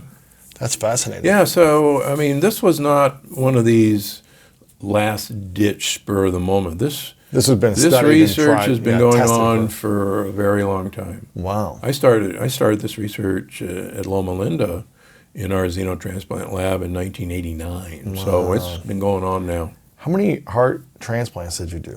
Oh, geez.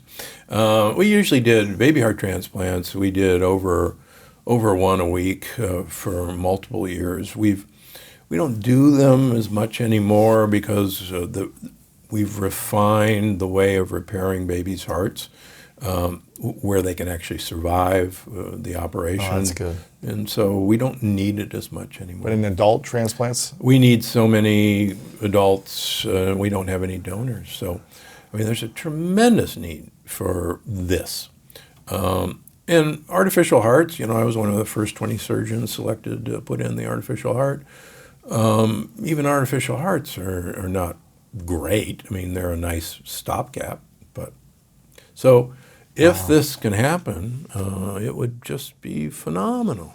So, lots of good information here. You've got the book that I want people to get, which is called Unlocking the Keto Code, the revolutionary new science of keto that offers more benefits without deprivation, which I think that's the key there. People don't want to deprive themselves. correct. No one wants to starve themselves, deprive themselves of foods that they enjoy. But you're going to have to supplement things. You're going to have to replace certain things for other healthier options. Yeah. And you're going to see extreme benefits in this process. So you've got this book. And really, if you want to get really most of the benefits of keto without doing keto, time-restricted eating, time-controlled eating is key. And I've seen that from so many of the Dr. Longo, from USC. Sinclair, Sinclair. All these longevity experts talking about time-restricted, how that just seems to be universally tested now to help you in longevity, with weight loss, all these things. And the amazing thing is it works by uncoupling mitochondria. That's what it helps with. That's how it does it. Interesting. That's the underlying mechanism. None of us really knew the underlying mechanism. Like I say, it was there staring. You just knew it. You just see results. We knew it worked. We didn't know we why. didn't know why it worked. And now we know that it's doing works. that. It's interesting. Yeah. So you and I want to become a parrot. Exactly. Live for a long time. Yeah. drgundry.com has all of your information. Dr. Gundry on social media as well. They can get the book at your site. Are you offering any other bonuses? Yeah, we are offering a bonus for, I think, the first 2,000. They'll get the Energy Paradox as well. And it really, writing the Energy Paradox was the impetus to write the Keto Code, because as I was trying to explain all these wonderful benefits of ketones, I ran smack into a brick wall and said, what the heck? They don't work the way all of us have been saying they work. Yeah. And then I said, well, okay, they work. Well, how are they working? And it's by literally wasting fuel, doing a caloric bypass. And there's a lot better ways to lose weight than taking DNP. Yeah, where it's going to kill you, yeah. Which will kill you. You've got many books that people can get. You've also got the Gundry Podcast, which you do weekly, I believe. Yeah, weekly. Where you share a lot of this research and information. Yeah, we're coming up on the 200th podcast. So. All right, I like it. Coming along. Yeah, it's very popular. We're on podcast 1 now. So Yeah, that's great. It's exciting. Enjoying it. How else can we support you besides getting the book, following you on social, listening to the show? What else can we do? Oh my gosh, go to GundryMD.com and check out the supplements, including my incredibly high polyphenol olive oil. This thing is powerful. Which is powerful. I've got a bunch of this stuff in here. 30 times more polyphenols than regular olive oil. I take the vitamin B that you have there. I love that stuff. So it's always good stuff. You got great stuff over there. What else? Anything else we can do? That'll do it. Yeah. Okay. Get the book. It'll rock your world. You'll go, what the heck? I didn't know that. There you It's go. Fun. Well, Dr. Gundry, I always appreciate you coming on. I acknowledge you for constantly furthering the research and sharing new things with people to help them unlock really their health in a different way. So I really acknowledge you for constantly pushing the envelope, finding these new things, sharing it in an interesting way so we can understand it, and excited about the new book. So thanks so much. Thanks for having me again. Appreciate Pleasure. you. If you enjoyed that interview, then I know you'll love what we have coming up right now. You realized a long time ago that fixing the heart medically can only take you so far. Yeah, that's right. We have to fix something else. And what is that? Well, you got to fix, why, for instance, you got heart disease in the first place. And I was taught, as all my colleagues were taught, that heart disease is kind of inevitable, that, that's the leading cause of death for both men and women. It's inevitable for all of us? Yeah, pretty much that's what we were At taught. some point. Yeah, and then even if you get it, let's say you get coronary artery disease, that the best we can do is slow it down, to slow the progression. And what I realized, thanks to Big Ed, who I talk about in all my books, who reversed his coronary artery disease. This is a man who had 100 pounds overweight. He was really overweight. He was late 40s. He had inoperable coronary artery disease. Everything was clogged up. Wow. And this guy went. And so you opened him up. He had gone to 6 different centers in the United States saying, do something. And everybody who saw him said, no, there's no place to do bypasses. There's no place to do stents because everything's clogged up. Have a nice day. And so this guy spent about 6 months doing this. And he went on a diet during this time. And he went to a health food store and he bought a bunch of supplements, kind of willy-nilly, quite frankly. And so when I met him, he was still a huge guy. He weighed 265 pounds. And he brings me his angiogram, the movie of his heart from Miami, Florida. And I look at it and I go, I agree with everybody else. There's nothing I'm going to do for you. And he said, well, yeah, that's what everybody says, but here's the deal. I've gone on this diet. I've lost 45 pounds in the last 6 months, and I've taken all these supplements. And, maybe I did something in here, and I'm scratching my professor. So the video was from 6 months prior? Prior. Wow, okay. And I said, well, good for you for losing weight, and, I know what you did with those supplements. You made expensive urine, which I fully believed. And he said, well, why don't we do another angiogram? What would it hurt? So I go, don't get your hopes up. But, okay, so this guy has cleaned out, in 6 months' time, half the blockages in his coronary arteries. Gone, shrunk. And you go, I've never seen this before. That doesn't happen. And so this was what, after 30 years of doing this? After 35 years? Yeah. That doesn't happen. Come on, that's impossible. You don't clean things out. The only way to clean it out is through surgery. Right. Yeah, or put a stent in. Wow. So let me give you an example, and this is kind of off the subject. So if you work out with weights and you happen to wear a wedding ring or an Oura ring, you get calluses, right? Yes. So calluses are your body's response to protecting itself against an irritation. And you build up layers and layers, and right? So it turns out that these plaques inside arteries is a response to an irritation. And you build up calluses. Yeah. And think about it. If I took off this ring and started working out with weights, this callus would go away because there's no longer any irritation.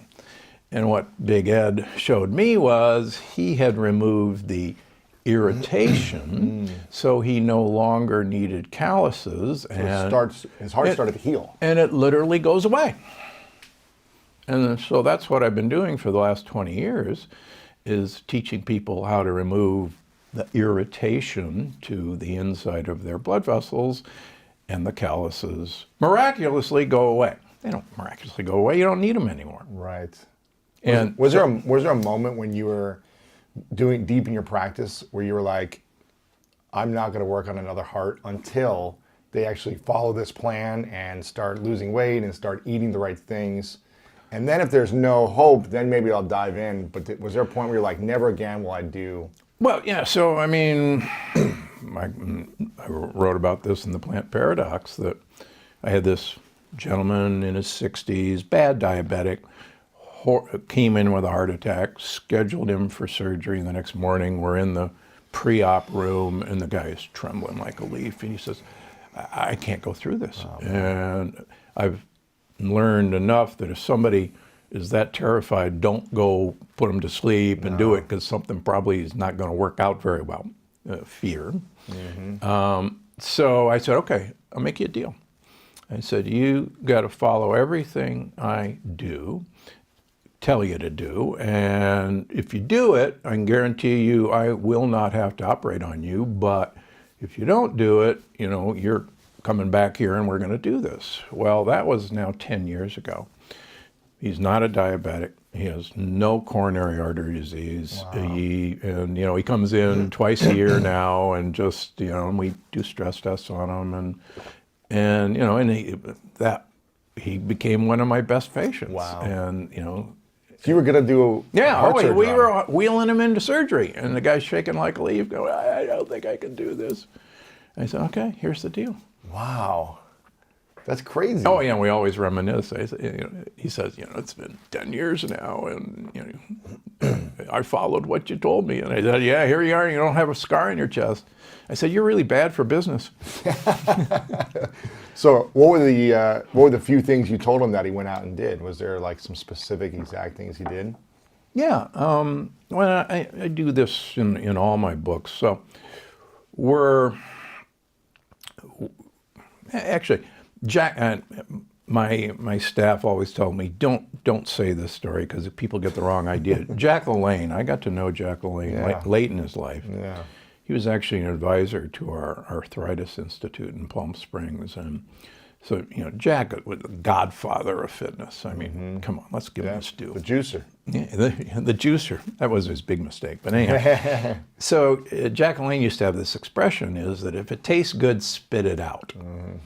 And I obviously like to sell books, and my staff said, don't say that, because then they think they're going to eat twigs and weeds, and it's going to taste awful, and you got to eat bad tasting food. Well, that's not what he meant. He actually meant that you should not be eating for this 2-inch by 3-inch piece of muscle, your tongue, but you should be eating for the microbiome, for the bacteria and all the other cute little viruses that actually live in your gut, live in your mouth, live on your skin. And if you eat for them, they will take care of you, because you are actually their home. We're merely a condominium for bugs. And how many bugs do we have on our body or in us? So yeah, we have well over 100 trillion bacteria, and since the Human Microbiome Project was, finished about 5 years ago now, I mean, we didn't know that these guys really existed. In fact, I was on my podcast, the Dr. Gundry Podcast. We had Dr. David Kessler, who was head of the FDA in the Reagan years, who made the guidelines for the labels, the labeling laws on the back of packages that show saturated fats and carbohydrates. And the labels, by the way, if we get into this, are completely wrong. They were forced on the Reagan administration by big food companies. Wow. And so, anyhow, if you feed bacteria what they want to eat, and that's is all in the longevity paradox, they will take care of you. They'll take care of the wall, the lining of your gut, and you will not actually age, which is kind of cool. So if you take care of them, of the bugs in your body, you will not age. Right. So you got 100 trillion bacteria. You have over 10,000 different species of bacteria. And just last year, they discovered another 1,000, so who knows? Right. So 99% of the genetic material that exists in you and me is non-human genetic material. Wow. Our genes are actually so unimportant, it's kind of humorous. And when people take a family history, what they're actually finding out is if your parents taught you how to eat, and most people's parents teach the kids how to eat, and your parents had diabetes, or your parents had high blood pressure, or your parents had coronary artery disease, and you eat like your parents did, the odds are that you will do that. Right.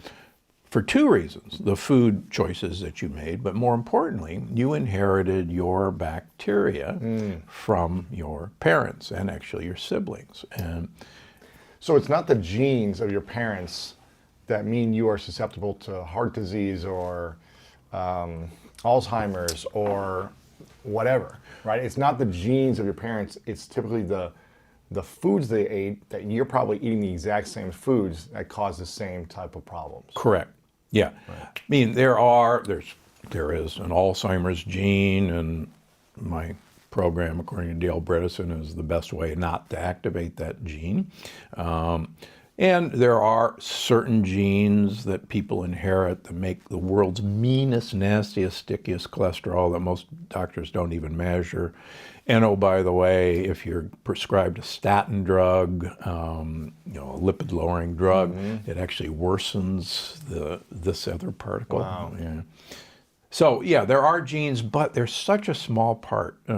Nature magazine had a big article in late 2018, I think proving that only about 7 or 8% of what will happen to us is based on our genes, and 97 or 98% of what's going to happen to us is based on our environment and our food choices. Our decisions. Our decisions, yeah. Now you said we can, aging is essentially a choice, is what I'm hearing you say. But if someone watching this saying, well, Dr. Gundry, you've got white hair, you look older than when you were 10 years old. So yes. How can you say that you can eat certain things that can reverse aging or can make you not age when you look older than when you were younger? That's true. I'm definitely chronologically older. But recently on my podcast, I had Dr. Terry Walls, who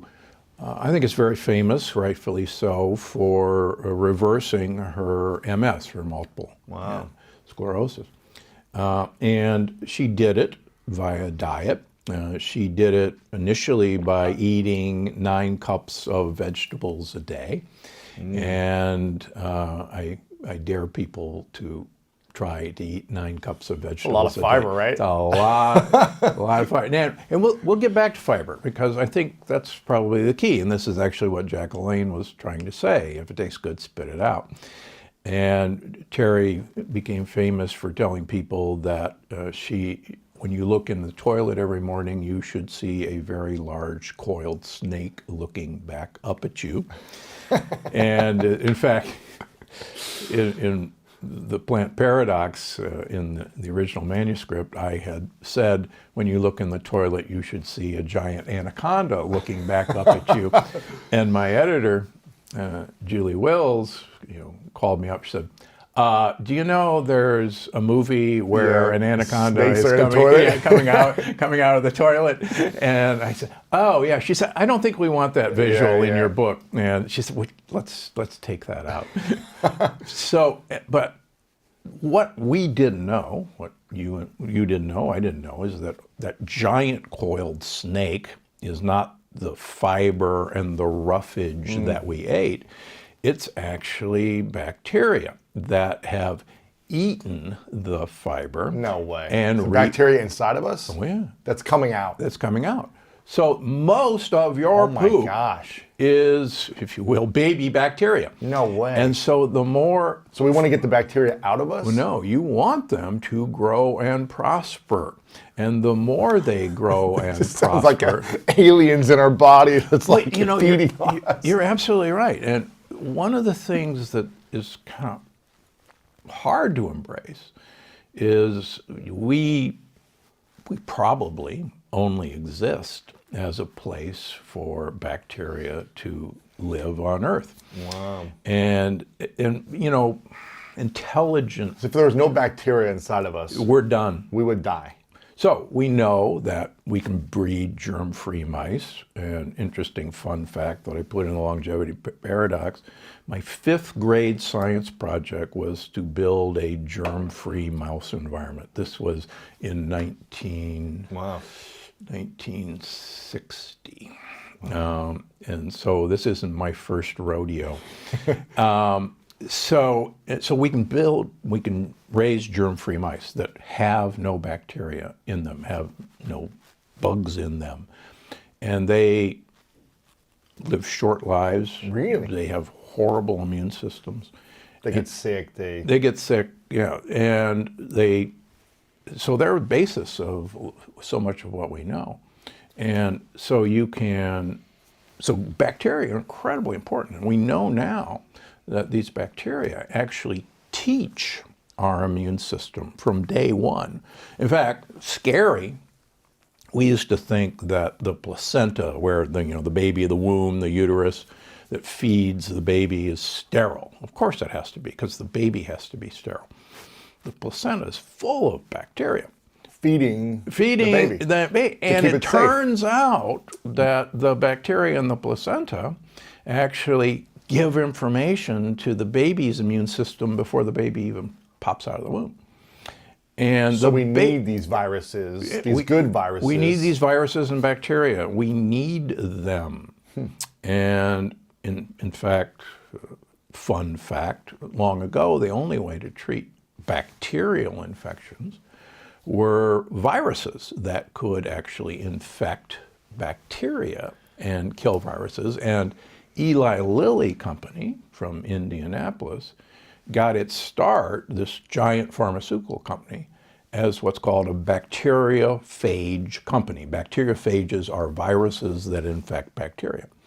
And it turns out that viruses actually are really useful in us as well. We have trillions and trillions and trillions of viruses in us right now. What's the difference between a good virus and a bad virus?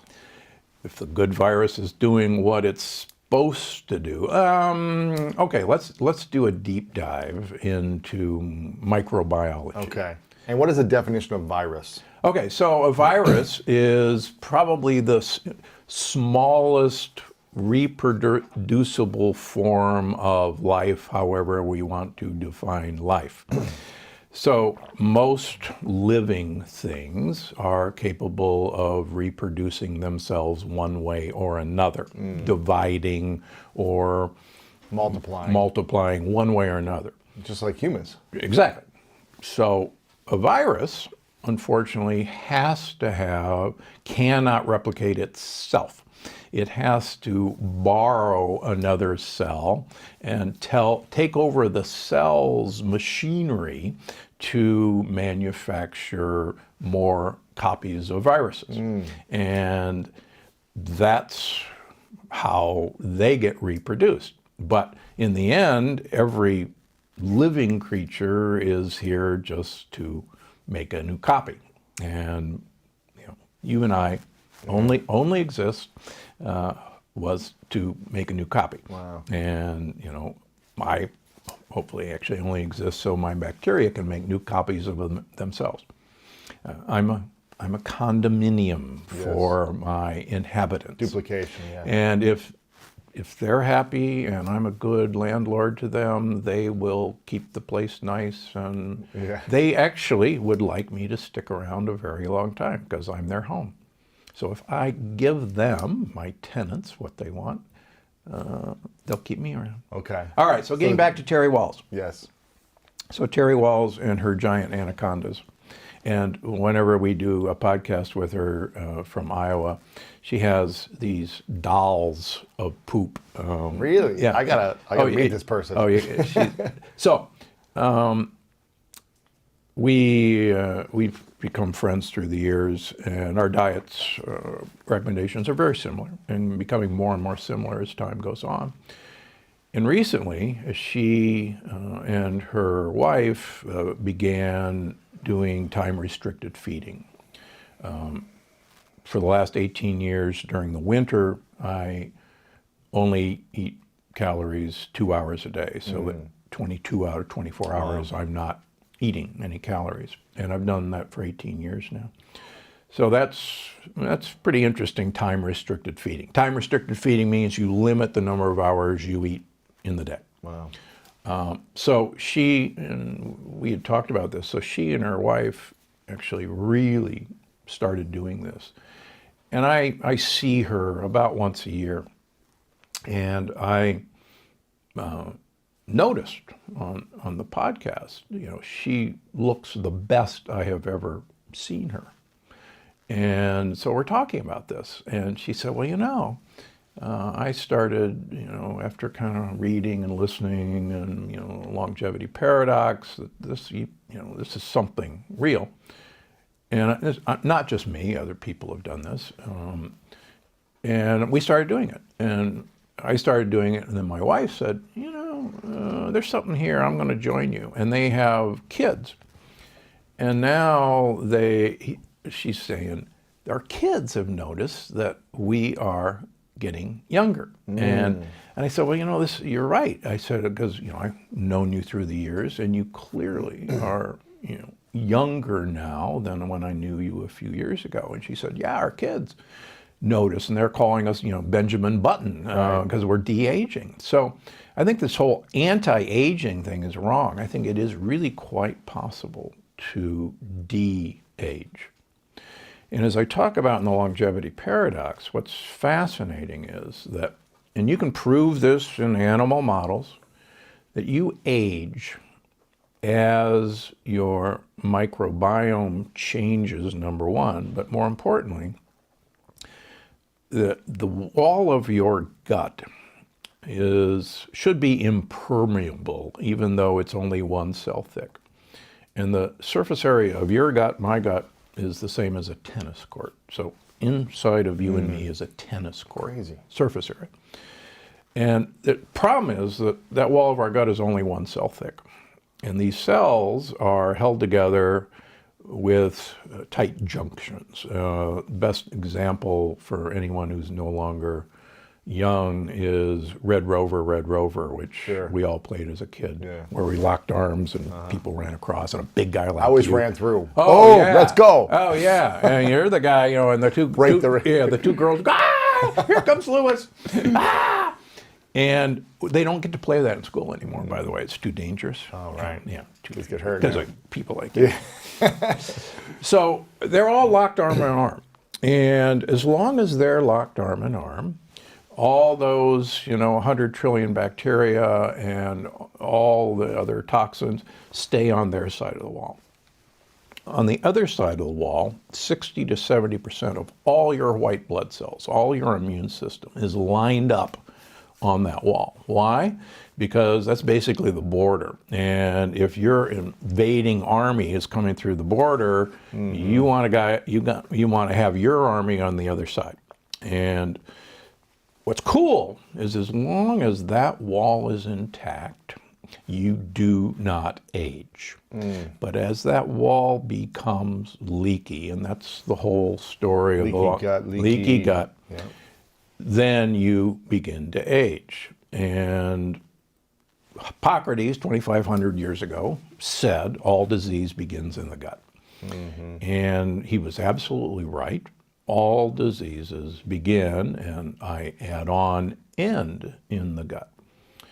And, that's actually a good segue into a current problem with a virus that we're not used to.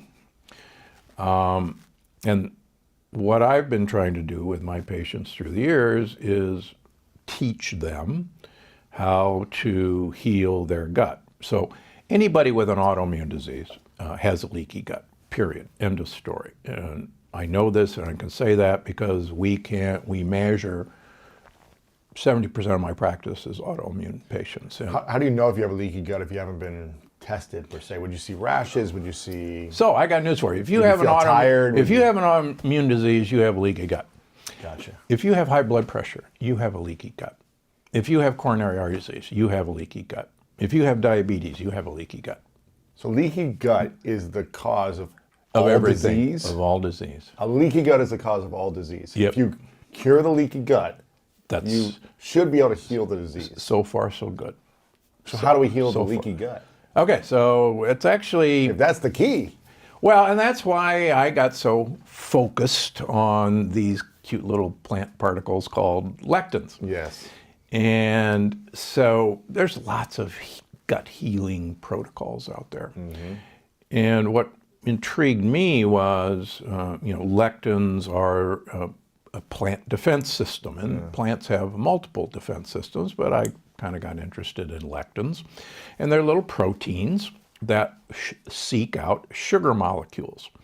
And they Love that sugar. Yeah, Gotta get rid of it. Yeah, they are after specific sugar molecules, and interestingly enough, these sugar molecules line our nose, mouth, intestines. They line the lining of our blood vessels. They line our joints. They exist in the space between two nerves, where nerves talk to each other. And these proteins are designed, if they can, to stick to these sugar molecules and act, if you will, like a splinter, an irritant. They are also really good at breaking the tight junctions that hold the wall of our gut together.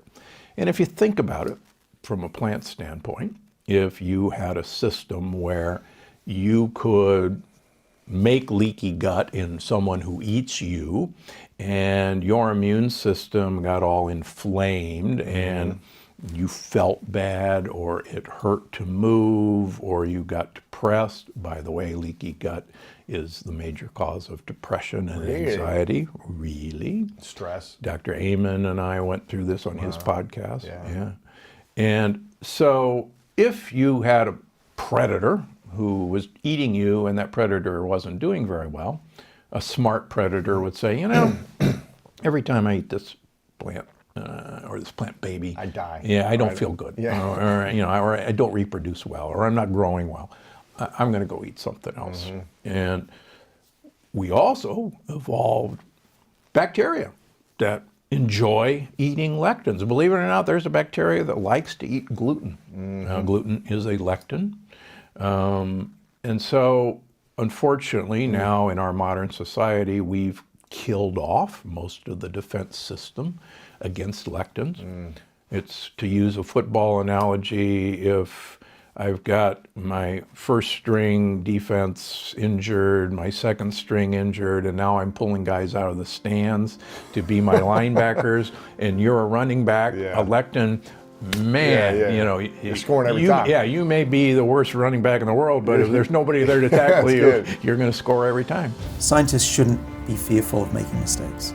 It's the same in business. You got to take a risk and go for it, and that's progress. But it's pretty brutal when scientists make a mistake. Sometimes it's inadvertent, sometimes it's just too Right. complicated, or they make wrong conclusions. But you can have careers destroyed by being really wrong about something.